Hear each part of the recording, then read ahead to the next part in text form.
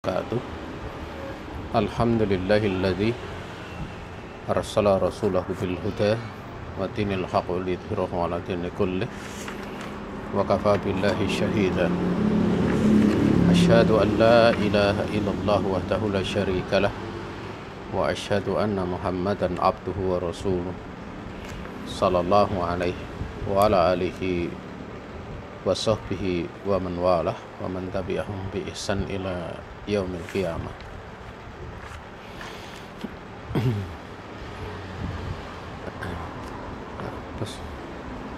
Peserta kajian guru Darussunnah ataupun SITD Darussunnah Al-Islami yang dirahmati Allah Subhanahu wa taala. Di siang ini kita kembali akan melanjutkan pembahasan dari kitab Ithaful Uqul bi Syarhi Salasatil Usul, karya dari Syekh Ubaid bin Abdullah bin Sulaiman Al-Jabiri.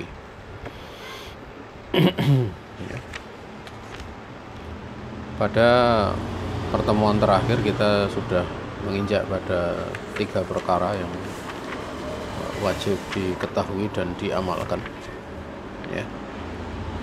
Untuk mempelajari 3 perkara dan mengamalkannya ini bersifat i'tiqadiyah ataupun keyakinan bahwa barang siapa yang mentaati Rasul dan dia mentauhidkan Allah Subhanahu wa taala, tidak boleh untuk berkasih sayang dengan orang yang musuhi Allah dan Rasulnya walaupun dia kerabat dekat. Dan dalilnya sudah kita bahas pada pertemuan lalu, ya, sebagiannya, ya, bahwa Allah Subhanahu wa taala menyebutkan la tajidu qauman yu'minuna billahi wal yaumil akhir al-ayah. Kamu tidak akan mendapati satu pun kaum yang mereka beriman kepada Allah dan hari akhir, mereka itu berkasih sayang dengan orang yang memusuhi Allah dan Rasulnya, sekalipun mereka bapak-bapak mereka atau anak-anak mereka atau saudara-saudara mereka atau keluarga mereka, sampai pada akhir ayat, ya. Al-ayah ila akhiril ayah. Ya. Penjelasan perkara tersebut sudah kita terangkan pada pertemuan yang lalu, tapi di sini ada hal yang ditambahkan oleh beliau, ya. Ya, dan akan dipertajam bahasan ini, ya. Wahuna soal, dan di sini ada pertanyaan, ya. Hadil ayatu min aqdami al-adillati alal hadar minal bid'ah wa inkariha wa tanakkurilaha bagiya al-mubtadi'ah kaifa yakunu ta'amulu ma'ahu. Di sini ada pertanyaan bahwa ayat ini termasuk seagung-agung dari dalil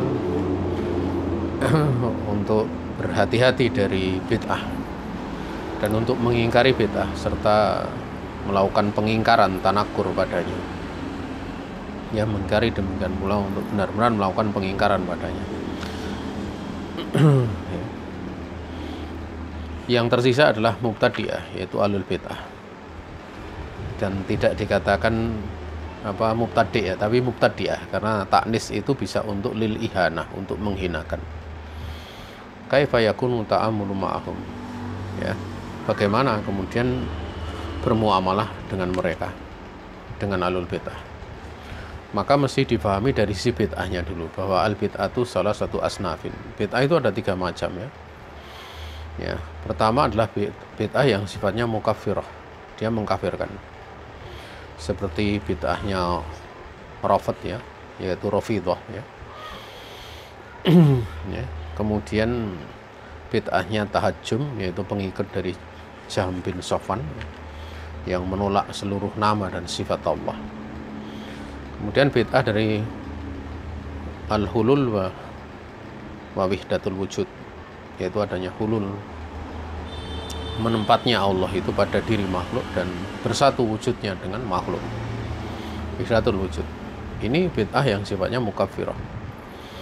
Kemudian yang kedua itu ada bid'ah yang sifatnya mufassiqah, memfasikan, seperti bid'ahnya al-i'tizal dan tamaksyur, ya. Bid'ahnya i'tizal itu Mu'tazilah, yang mereka mengatakan bahwa Al-Quran itu makhluk di dalam tauhid mereka, yang mereka mengatakan bahwa pelaku dosa besar itu, pelaku dosa itu mangzilatun baina mangzilataini, satu kedudukan di antara dua kedudukan. Ya. Namun lebih nampak i'tizal itu ataupun mu'tazilah itu dasar pikirannya akal ya. Padahal sebenarnya tahajjum itu pengikut Jahmiyah juga pakai akal gitu. Tetapi yang paling nampak siarnya itu Mu'tazilah gitu. Yang tersiarkan itu Mu'tazilah. Seperti pula Asy'ariyah ya. Asy'ariyah juga demikian, sebenarnya pakai akal juga. Ya.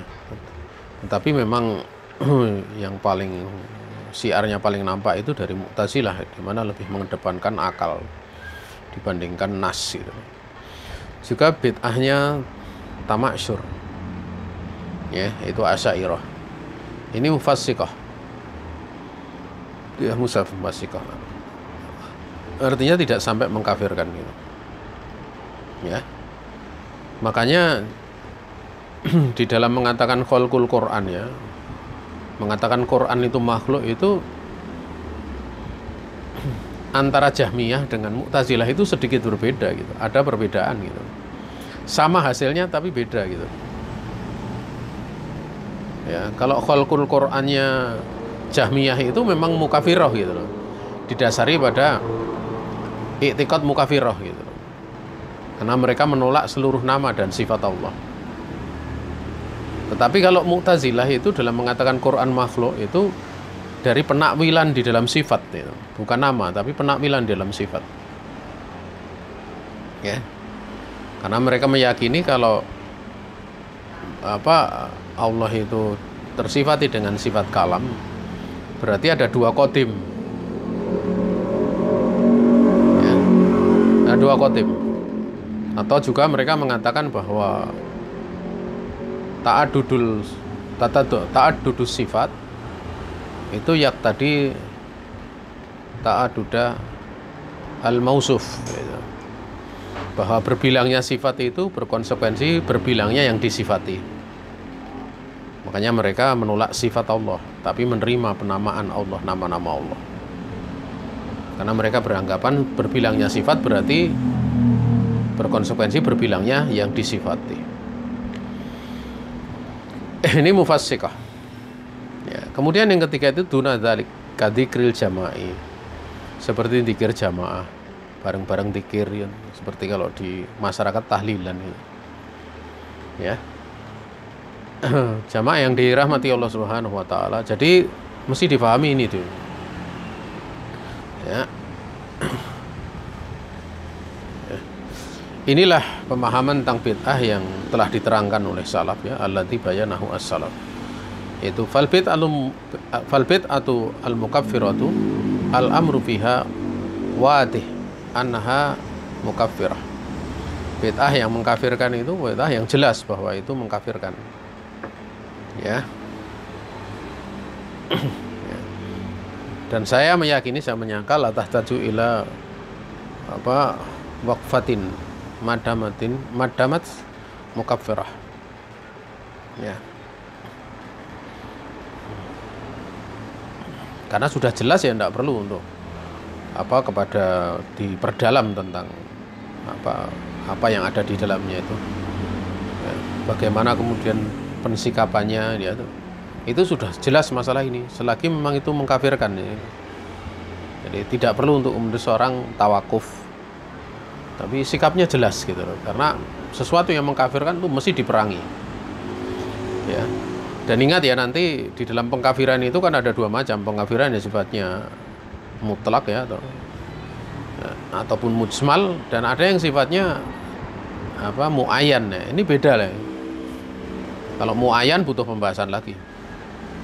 Karena mesti ditinjau sisi syarat, demikian penghalang-penghalangnya. Syaratnya terpenuhi atau belum, penghalang-penghalangnya sudah hilang semua atau belum. Dan itu perlu diberlakukan. Kadang tentang al-udur bil jahl ya, udur dengan kebodohan. Itu kadang ada sebagian mengatakan tidak perlu diberlakukan manakala perkaranya sudah jelas. Ya. Tapi yang lebih selamat dalam perkara ini tetap diberlakukan. Perkara itu sekalipun sudah jelas itu diberlakukan. Karena ini menyangkut tentang takyin gitu. Tentang takyin, penentuan apakah seorang muslim atau kafir gitu.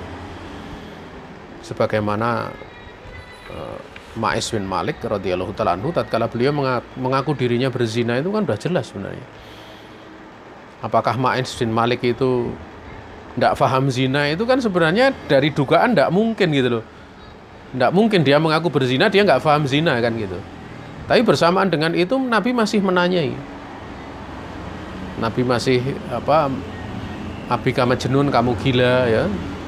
Apa kamu gila atau dan dengan pertanyaan seperti itu, apakah kamu gila? Kemudian masih ditanyai tentang apa? Yang lainnya gitu loh. Ma huwa zina gitu. Apa itu zina? Masih ditanya gitu. Ya, ini menunjukkan bahwa di dalam menentukan sebuah pemastian hukum pada diri seseorang itu butuh kehati-hatian.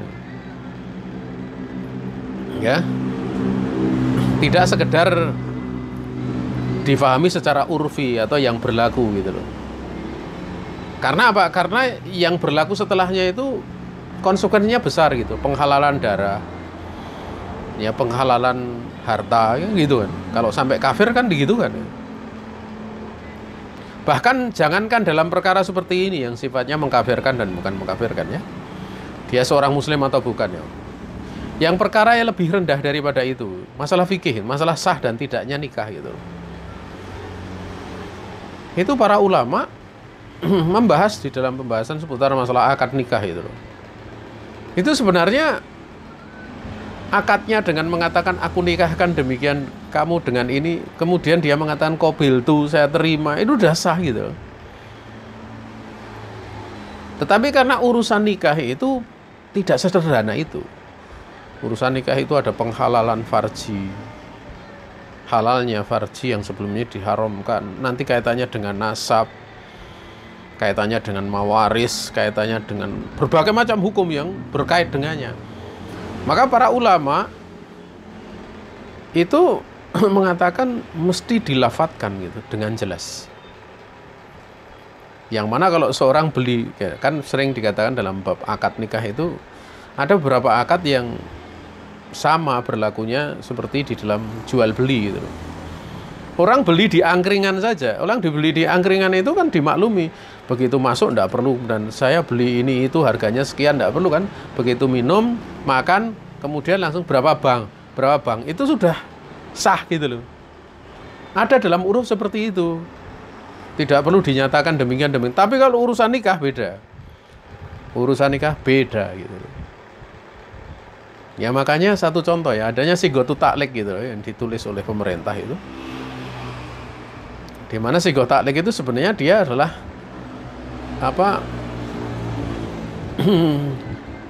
akad khulu yang digantung gitu. Akad khulu yang digantungkan dengan syarat gitu. Khulu. Makanya disebutkan di situ kalau seorang suami baru menikah istri, dibaca itu kalau istriku tidak aku beri nafkah sekian bulan, kemudian dia menggugat di pengadilan, kemudian dia membayar tebusan senilai 1.000 atau berapa sebagai iwat gitu. Nah, itu kan hukum khulu, itu bukan hukum perceraian, hukum khulu namanya. Ya. Dan pemerintah membuat seperti itu apa? Agar supaya tidak terjadi kedoliman gitu. Ya, jadi itu bukan kemudian itu nggak sesuai syariat ya. Belajar fikih dulu, nanti akan paham masalah itu. Ya.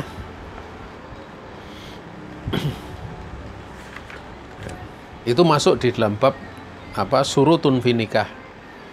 Syarat-syarat yang diberlakukan di dalam pernikahan, dan bukan surutun nikah. Kalau surutun nikah itu syarat-syarat yang memang ditentukan syariat, tapi kalau surutun nikah itu syarat-syarat di luar syarat-syarat nikah yang dibikin oleh yang berakad. Ya. Loh, yang berakad itu kan yang membuat surutun nikah tentang sigotu taklek itu kan pemerintah. Pemerintah itu boleh untuk campur tangan dalam urusan seperti itu agar supaya keadilan terwujud. Untuk melindungi rakyatnya, melindungi masyarakat dari berbagai macam tindakan yang tidak selayaknya. Jangankan masalah itu, merampas hak wali untuk menikahkan aja pemerintah boleh. Manakala misalnya walinya terjadi perselisihan sehingga yang dinikahkan nggak jadi, susah menikahnya, boleh dirampas hak perwaliannya kemudian diambil oleh pemerintah. Itu dijelaskan oleh Syekh Muhammad bin Shalih Al-Utsaimin di dalam kitab Fathul Jalali wal Ikram, di dalam kitabun nikah. Ya. Maka falkulu ya mutafikun ala ingkarihi. Maka seluruh para ulama itu sepakat untuk mengingkari bid'ah mukafirah ini. Wa inamal khilaf al-yaum fil bid'ahil mufassiqah. Sungguhnya yang terjadi khilaf di masa sekarang ini tentang bid'ah yang memfasikkan wa maduna dzalik, dan yang lebih rendah daripada itu. Ya, lebih rendah daripada itu. Naqul as-salafu ya mujmi'una ala ingkaril bid'ah hatta al-mufassiqah. Para salaf sepakat untuk mengingkari bid'ah sampai pada, sekalipun pada bid'ah yang sifatnya memfasikkan saja. Demikian pula wa madunaha. Ya. Faqad thabata anhum bitawattur ya. Yajrul mubtadi'ah. Ya. Sungguh telah tetap dari mereka dengan riwayat-riwayat yang mutawatir. Apa yang telah tetap, yaitu yajrul mubtadi'ah, untuk memberikan peringatan kepada ahli bid'ah. Wa ingkarul bid'ah duna tafriq. Mengingkari bid'ah itu tidak perlu dengan dibedakan satu dengan yang lainnya. Falam yungkol anhum anal ingkaro indahum maksurun alal bid'ahil mukaffirah. Tidak pernah ya ternukil dari para salaf bahwa mengingkari bid'ah di sisi mereka itu hanya dikhususkan pada bid'ah yang mukafirah saja, sementara mufassiqah dan yang lebih rendah daripada itu, yaitu seperti dzikir jama'i, itu tidak diingkari. Tidak seperti itu. Secara asal adalah hajrul mubtadi', yaitu mengisolasi ahlul bid'ah. Hada wal aslu. Wa hajruhu wa yajruhu in kana mudhiran bid'atahu da'iyatan ilaiha. Ya.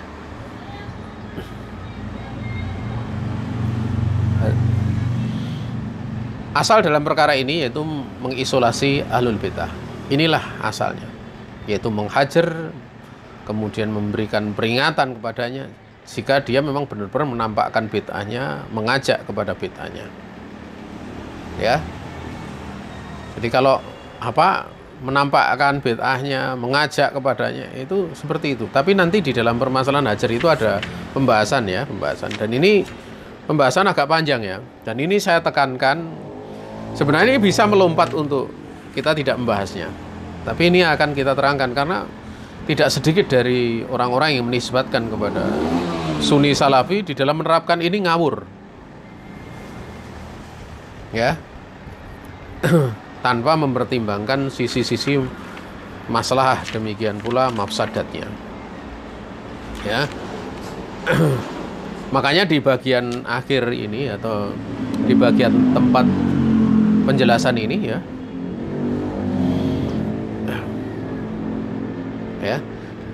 beliau mensitir tentang kisah tatkala ada seorang laki-laki masuk menemui Nabi alaihi salatu wassalam. Ya. Kemudian sebelum itu Nabi alaihi salatu wassalam sempat mengatakan i'danu lahu bi'sa akhul asirah. Berikan izin kepadanya. Dia adalah sejelek-jelek orang yang ada di dalam keluarga, maksudnya dalam bergaul ya. Sejelek-jelek orang dalam pergaulan keluarganya adalah dia. Ya. Ataupun Ibnul Ashirah. Itu dicela oleh Nabi alaihi salatu wassalam. Tapi tatkala menemui Nabi alaihi salatu wassalam bersikap lembut gitu loh. Kemudian tatkala lelaki ini keluar, kemudian mereka berkata, ya Rasulullah, kulta ma kulta wa alanta lahu alqaula. Engkau telah mengatakan apa yang kau katakan. Kenapa engkau bersikap lembut kepadanya? Artinya sebelumnya Nabi mencela, kenapa bersikap lembut pada waktu ketemu? Kemudian Nabi alaihi salatu wassalam menyebutkan inna syarron nasi man wada'ahun nasu ittiqa'a fuhsyihi. Ya. Sungguhnya sejelek-jelek manusia adalah orang yang mana manusia itu meninggalkannya karena takut kejelekannya. Ya. Nah, di sini Nabi alaihi salatu wassalam mentahdir pada saat tidak hadir gitu. Tapi pada saat hadir beliau bersikap lembut. Ya, juga pada peristiwa yang lain dengan Ibunda Aisyah itu juga pernah mengalami Nabi seperti ini. Ibunda Aisyah bertanya, "Kenapa kok berbuat seperti itu?" Maka kemudian Nabi menyampaikan alasannya. Ya. Ini menunjukkan bahwa orang yang diperingatkan itu tidak mesti kemudian dihajar gitu. Tapi ada kaidah-kaidah di dalamnya. Ya, penting untuk orang mengetahui masalah ini. Ya, nah, ya. Ya. Bahkan ya, wa min dzalika annahum qararu, bahkan sebagian dari hal tersebut bahwasanya mereka menyatakan seperti ini. Jadi tidak semua kemudian dianu. Yaitu ada muqabuli riwayatil mubtadi' idza rawau mayuqawwi bid'atahu. Amma idza kana al-mubtadi' lam yatu ila bid'atihi aw lam yarwi mayatu ila bid'atihi fa innahum yaqbaluna riwayatah. Jadi mereka sampai apa istilahnya menyatakan ya dengan sebuah ketetapan muqarrar gitu. Yaitu tidak boleh menerima, ketiadaan menerima riwayat mubtadi' apabila mereka meriwayatkan sesuatu yang bisa menguatkan bid'ahnya. Adapun manakala atau adapun ketika mubtadi' ini dia tidak mengajak kepada bid'ahnya atau tidak meriwayatkan apa yang dia serukan kepada bid'ahnya, sungguhnya mereka para ulama menerima riwayatnya. Menerima riwayatnya. Qala Dzahabi fi tarjamati Aban Ibn Taghlib. Berkata Imam Dzahabi dalam biografi, menyebutkan biografi Aban Ibn Taghlib, Syi'iyun jaldun, dia Syi'i yang kuat. Ya, lakinnahu soduk, namun dia soduk. Ya, soduk bisa diterima. Soduk, artinya jujur itu. Jujur itu kan bisa diterima. Ya, falana sidkuhu wa alaihi bid'atuhu. Untuk kita kejujurannya, untuk dia bid'ahnya itu. Nah, ini sering yang dikatakan dengan insaf. Insaf seperti itu. Ya, ini insaf kan. Ya, babnya di dalam mengambil ilmu ya. Mana ilmu yang mesti diambil. Tapi ingat ya, kalau pas bab mentahdir beda lagi ya.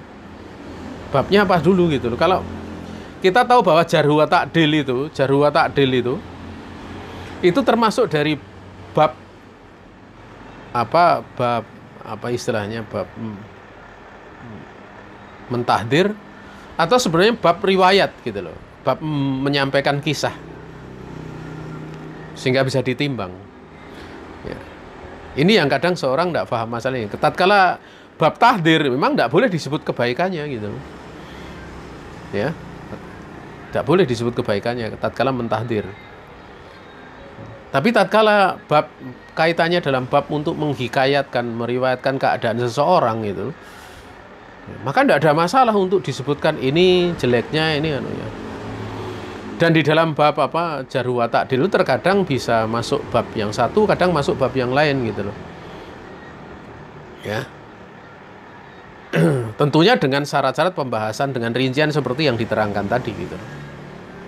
Ya, makanya tatkala Imam Dzahabi menyebutkan tentang Aban bin Taghlib ya, itu beliau menyebutkan dia Syiah ya. Namun dia juga soduk gitu loh. Jadi ini insaf.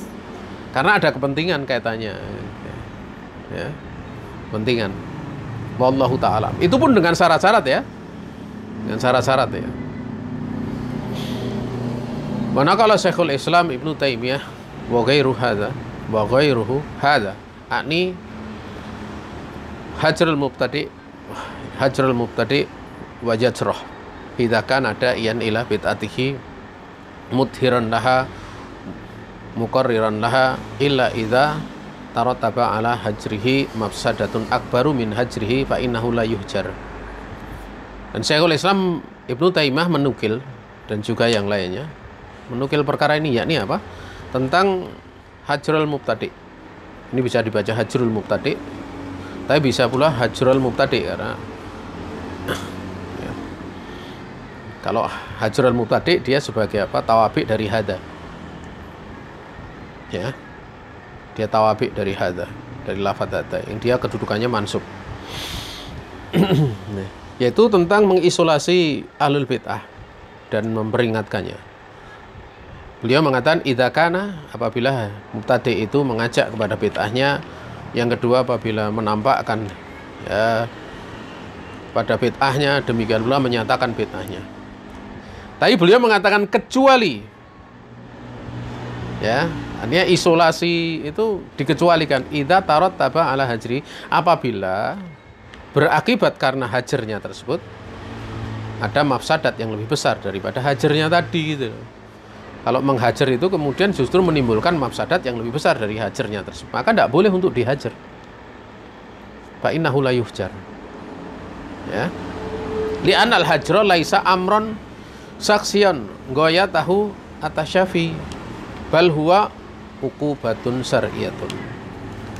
Dikarenakan hajar itu bukan perkara yang tujuannya hanya bersifat mengobati, ya, namun dia adalah ukubah syariah. Jadi tujuannya bukan sekedar mengobati, tapi ini juga apa hukuman syar'i gitu loh. Kaitannya hukuman syar'i. Sini hukuman syar'i kan ada yang tuju apa? Maslahah gitu loh. Ya. Jadi bukan sekedar mengobati orang yang dihajar, diisolasi. Kalau kemudian dihajar malah masalah tidak terwujud, justru timbul madorot yang lebih besar, ya. Ya, berarti maksud daripada hukuman syar'i itu enggak terwujud gitu loh.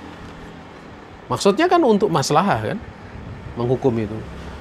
Hukuman itu kan untuk memperingan kesalahan, ya, meringan kesalahan atau mempersempit kesalahan, dan untuk menciptakan maslahah yang lebih besar, kan harusnya seperti itu. Makosidnya seperti itu. Nah, fa idza kanatil ghalabah wal quwwatu li ahli sunnah nafa'a hajrul mubtadi' wa yajruhu.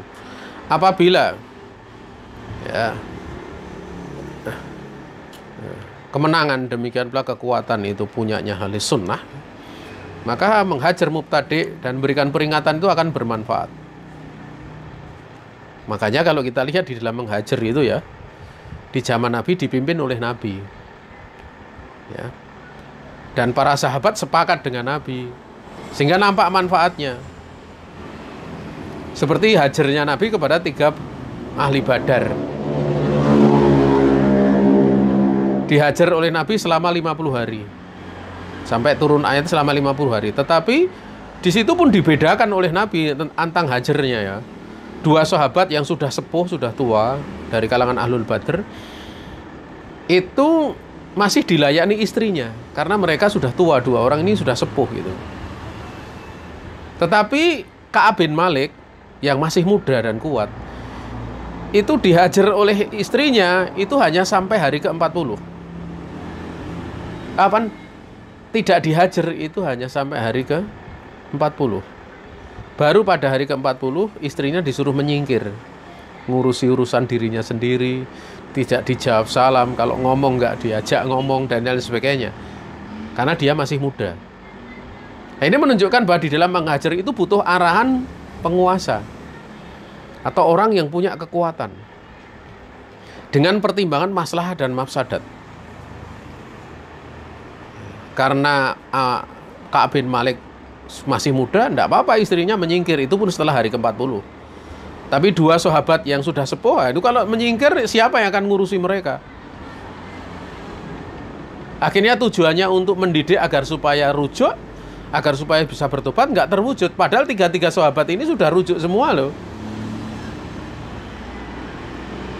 Anehnya kalau zaman sekarang itu rujuknya saja belum tentu, tapi hajarnya sudah masuk duluan gitu. Yuk, nanti akibatnya apapun tidak dipertimbangkan, yang penting hajar. Ya, akhirnya tidak tahu cara seperti itu tuh di atas bimbingan siapa gitu loh. Di atas bimbingan siapa?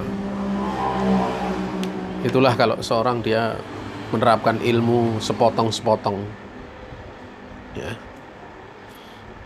atau itong gitu loh. Ilmunya sepotong gitu. Ya. Kemudian wa idza kanatil ghalabah li ahlil bidah wa syaukah lahum lam yajhuril bid mubtadi'ah khasyatal mafsadah. Ya. Apabila kemenangan itu punyanya ahlul bid'ah, senjata punya mereka, tidak boleh untuk seorang menghajar ahlul bid'ah karena juga dikhawatirkan ada mafsadah. Atau lam yujhar al mubtadi'u, ya. Itu juga bisa dibaca.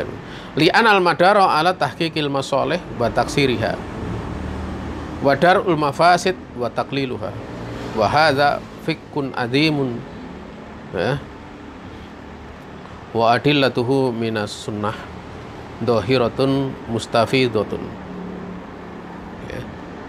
Dikarenakan kisaran hukum perkara ini ada pada apa? Berlakunya maslahah. Penerapan berlakunya maslahah, demikian pula untuk memperbanyak maslahah. Juga untuk menolak berbagai macam mafsadat, juga mempersedikit masalah tersebut. Inilah fikih yang besar dan dalil-dalil dari sunnah ini sangat nampak lagi, sangat nampak lagi mustafidhah, tersebar, ya. Di dalam riwayat Imam Bukhari dan yang lainnya dari Aisyah, anahu istadana rajulun ala Rasulillah alaihi salatu wasallam faqala i'danu lahu bi'sa akhul ashirah au ibnul ashirah falamma dakhala alaihi alana lahu alqaula tatallaqat fi wajhihi falamma kharaja qalu lahu ya Rasulullah qulta ma qulta wa alanta lahul qaul qala inna syarrun nasi man wada'ahu nasu ittaqa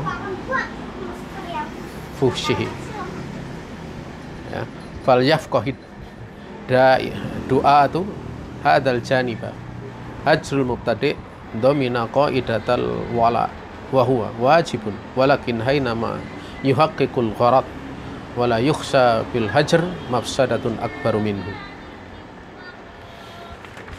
Ya, dalam riwayat Imam Bukhari dari Ibunda Aisyah bahwasanya ada seorang laki-laki minta izin bertemu dengan Rasul alaihi salatu wasallam, maka Nabi bersabda, izinkan dia.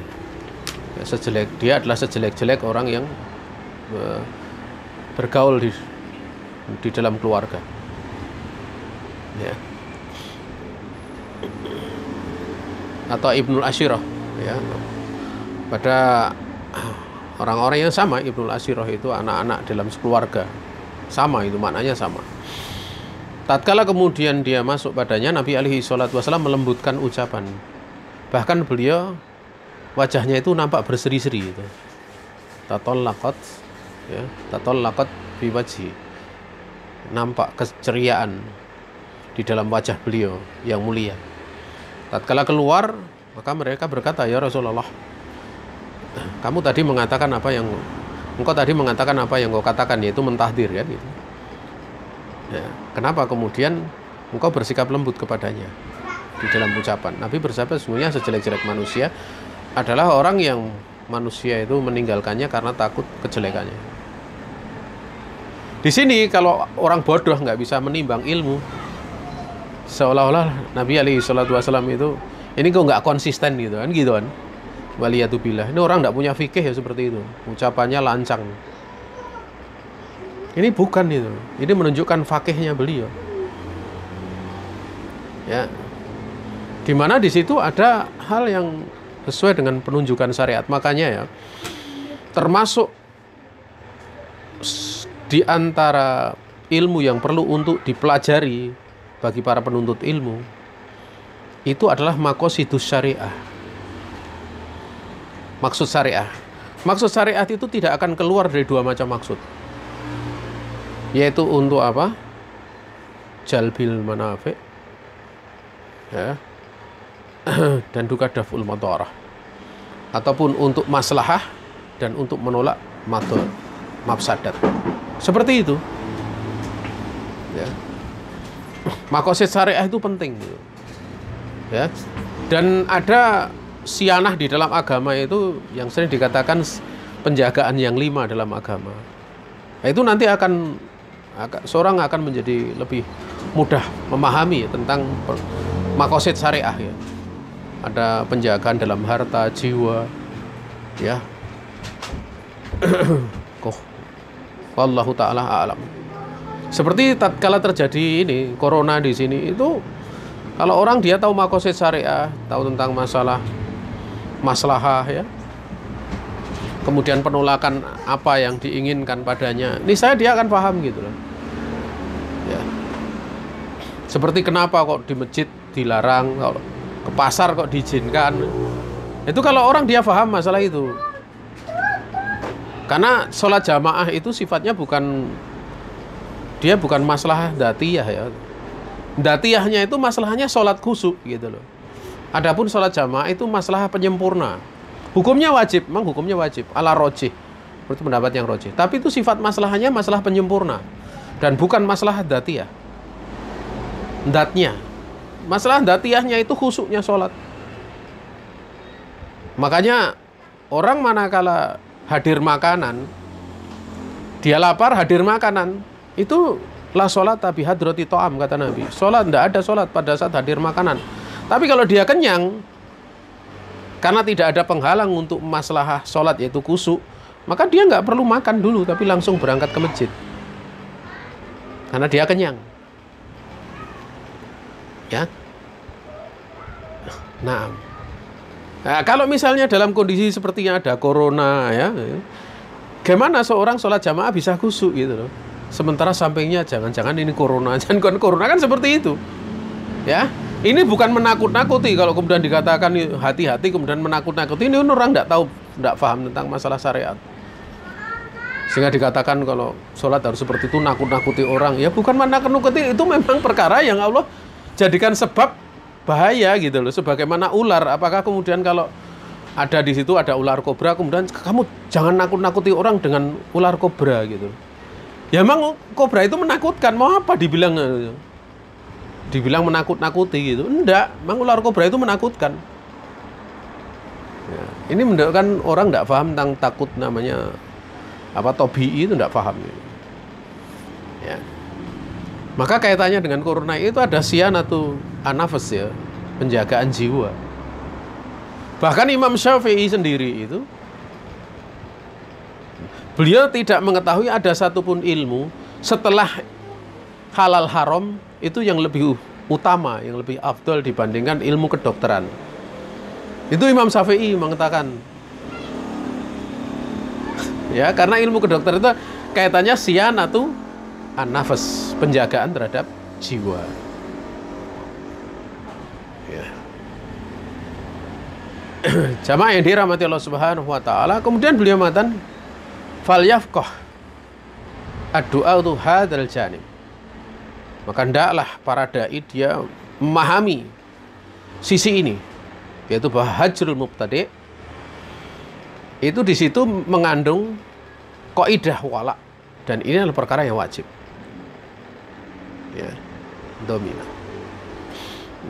Namun lakin hai nama ini berlaku, namun ya hajar ini tatkala kemudian terwujud atau mewujudkan tujuannya dan tidak dikhawatirkan dengan hajar tersebut ada mafsadatun akbaru minhu, ada mafsadah yang lebih besar darinya.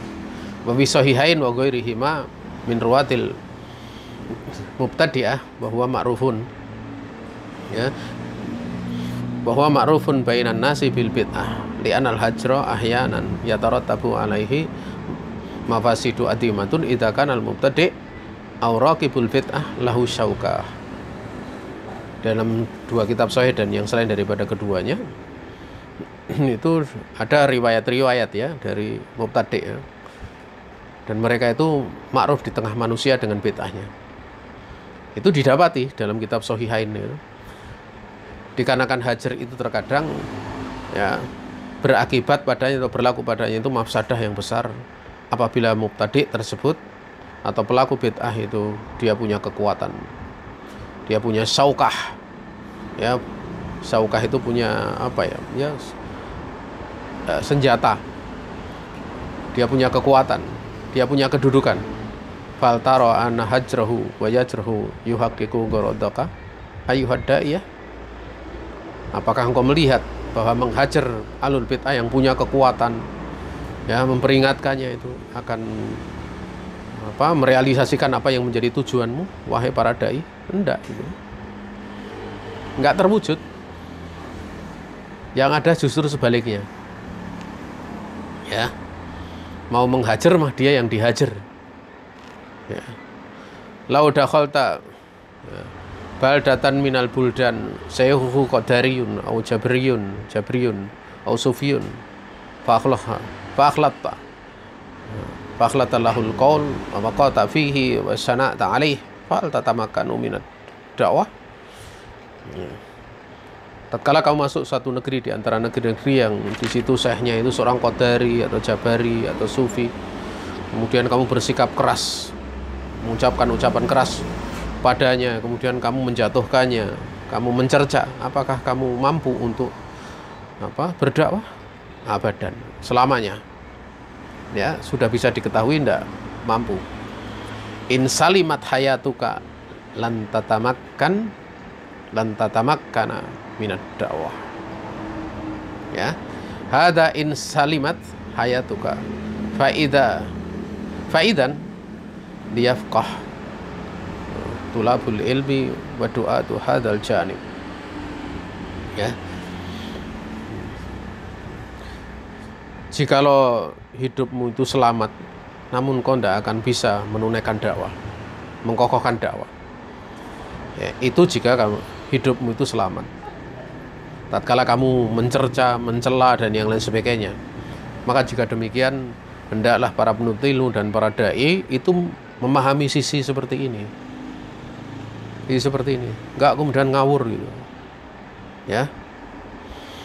Fal ayatul karimat wa hiya qaulul haq jalla wa ala la tajidu qauman yu'minuna billahi wal yawmil akhir yuwadduna man hadallahu wa rasulahu walau kanu aba'ahum aw abna'ahum aw ikhwanahum aw ashiratahum idza kanu yaqdabuna hadhil asnaf al arba'ah al aba wal abna wal ikhwan wal ashirah faman dunahum aula bil mufasalah wal mubaghadah idza kanu muhadina lillahi wa li rasulihi. Maka ayat yang mulia ini, apabila keberadaan mereka itu kaum tersebut yang beriman kepada Allah Subhanahu wa taala itu, ya, mereka mesti membenci empat macam ini. Tatkala empat macam orang ini mereka memusuhi Allah dan Rasulnya, yaitu bapak-bapaknya, anak-anaknya, saudara-saudaranya, dan keluarganya. Maka orang yang selain mereka, selain dari bapak, selain dari anak, selain dari saudara, selain daripada istri, selain daripada keluarga, ya, itu lebih pantas untuk memisahkan diri dan juga untuk membenci apabila mereka ini adalah orang yang musuhi Allah, demikian pula Rasulnya. Kemudian suma bayan Allah Subhanahu wa ta'ala ma'atabahum bihi minal ajr aw samarata hadhil muwalati fi dhatillah wal mu'adati fi dhatihi. Ya. Qala ulaika kataba fi qulubihimul iman hadhihi samaratun. Kemudian Allah Subhanahu wa ta'ala menjelaskan apa yang Allah berikan balasan kepada mereka dengan sikap wala wal barok yang seperti ini berupa pahala atau buah daripada sikap wala di jalan Allah Subhanahu wa ta'ala dan sikap memusuhi karena Allah Subhanahu wa ta'ala barok. Allah Subhanahu wa ta'ala berfirman, mereka itulah orang-orang yang Allah telah menetapkan pada hati mereka itu keimanan. Inilah buahnya. Artinya apa? Imannya dikokohkan oleh Allah. Kemudian wa madza, setelah itu yang mana? wa ayyadahum bi ruhim min. Allah Subhanahu wa taala berikan kepada mereka kekuatan dari Allah Subhanahu wa taala, yaitu ta'yidun wa nusratun wa hifdun. Ya. Kekuatan, pertolongan, demikian pula penjagaan. Ya. Wa madza? Kemudian setelah itu apa? Wa yudkhiluhum jannatin tajri min tahtihal anhar khalidina fiha. Allah akan masukkan mereka dalam surga yang mengalir dari bawah mereka. Bawah ya, bawah surga itu sungai-sungai. Mereka kekal di dalamnya. Inilah masubah asalisah. Inilah yang ketiga. Mamada aidan, dan mana pula yang diberikan oleh Allah yang keempat adalah radhiyallahu anhum wa radu an. Allah ridho kepada mereka dan mereka ridho kepada Allah. Asbata anhum ar-ridha fal ayatu dalilun ala sifati ridho lillahi ta'ala. Ayat ini menunjukkan dalil sifat ridho untuk Allah Subhanahu wa taala. Radhiyallahu anhum wa radu an, radiya anhum bima qamu bihi. Allah ridho kepada mereka terhadap apa yang mereka telah tegakkan di dalam walak wal barok tersebut. Wa ma adauhu min hukukillah, dan apa yang mereka telah menunaikan dari hak-haknya Allah Subhanahu wa taala, yang sebagian dari hak Allah itu adalah al wala wal bara. Ya, ulaika hizbullah, mereka itulah kelompoknya Allah. Anas hisbani, manusia itu annasu hisbani, manusia itu ada dua kelompok. La salisalahuma, tidak ada yang ketiga setelah keduanya, yaitu hizbullah wa hizbus syaitan, kelompoknya Allah dan kelompoknya syaitan. Fa ahlu taati lillahi ta'ala hum hizbullah wa khasatan hadzal hizb ahlus sunnah wal jamaah. Ya. Maka orang yang mentaati Allah itulah kelompok.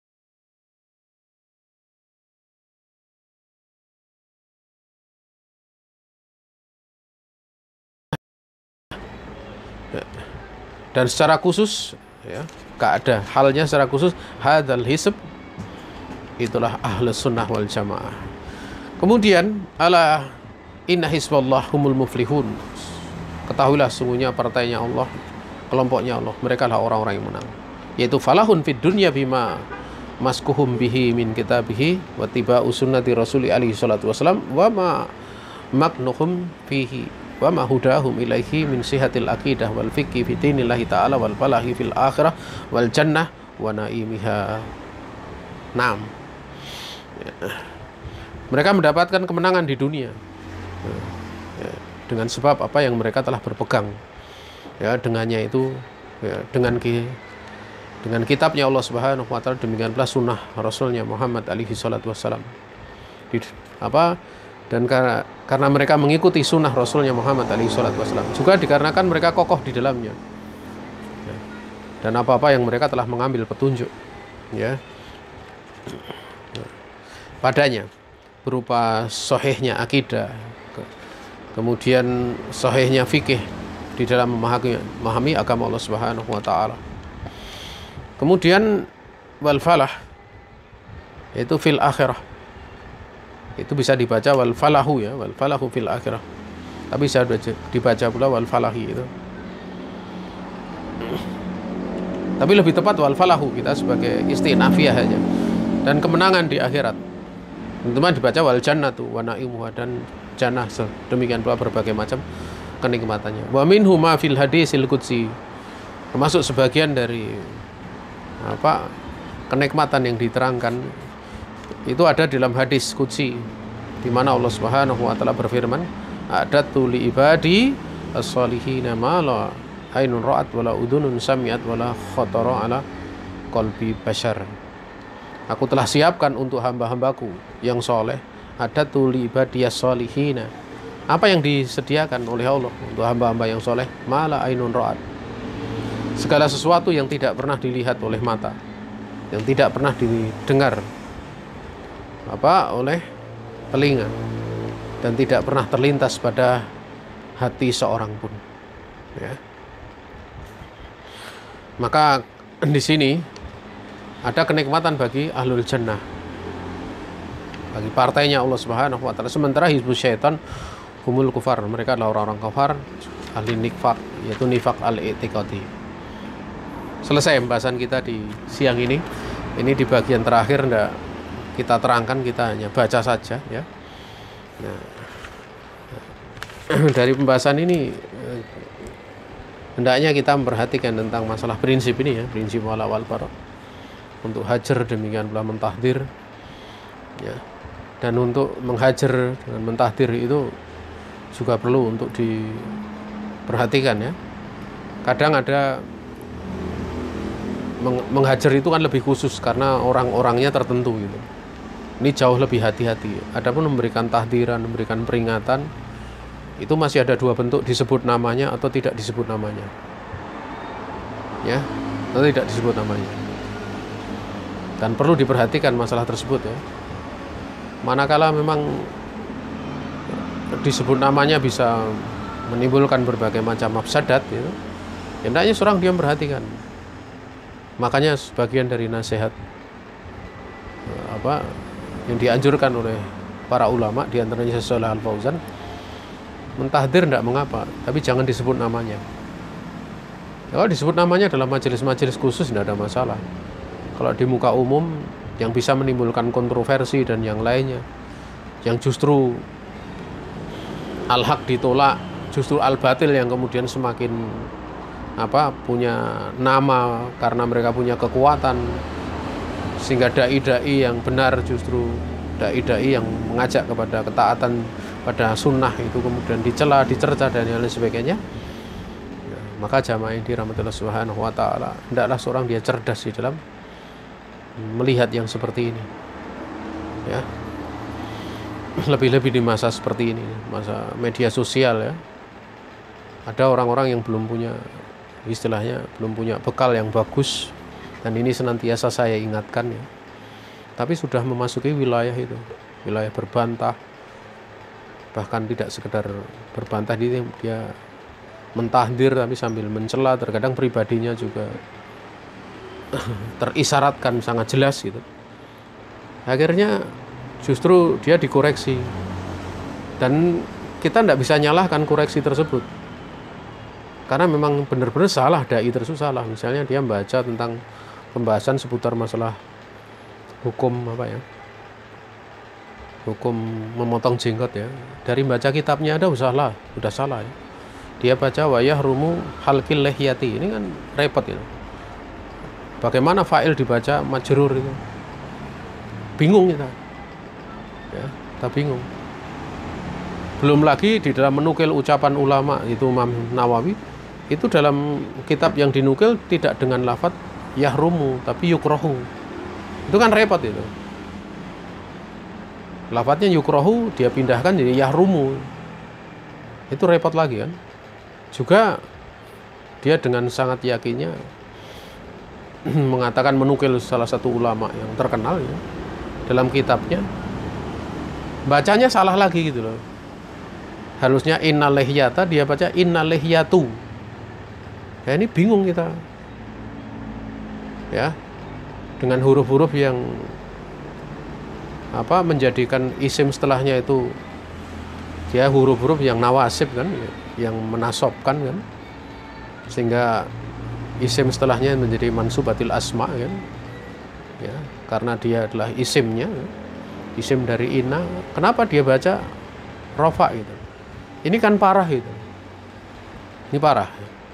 Makanya nasihat dari guru-guru kami dulu, kalau seorang penuntut ilmu kalau dia mendapat sebuah pernyataan itu dia mesti memastikan pada sumbernya. Dia pastikan, misalnya ada pernyataan, dia teliti di sumbernya, kitab mana, halaman berapa. Tidak sekedar nyomot sana nyomot sini, tapi dia teliti. Itulah adab dari penuntut ilmu. Adab para duat itu seperti itu, di dalam menyampaikan sehingga dia kokoh gitu. Sebagaimana dahulu ya, tatkala kami di pondok waktu itu dimintakan izin oleh pengurus untuk menggantikan kajian ustadz ya, ustadz guru-guru kami itu. Saya masih ingat di situ sore pelajaran Sahih Muslim sama Umdatul Ahkam. Ya, pelajaran Sahih Muslim sama Umdatul Ahkam dengan metode cepat itu. Waktu itu kami pengurus minta saya menggantikan salah satu ustadz yang ngajar, ustadz guru kami di luar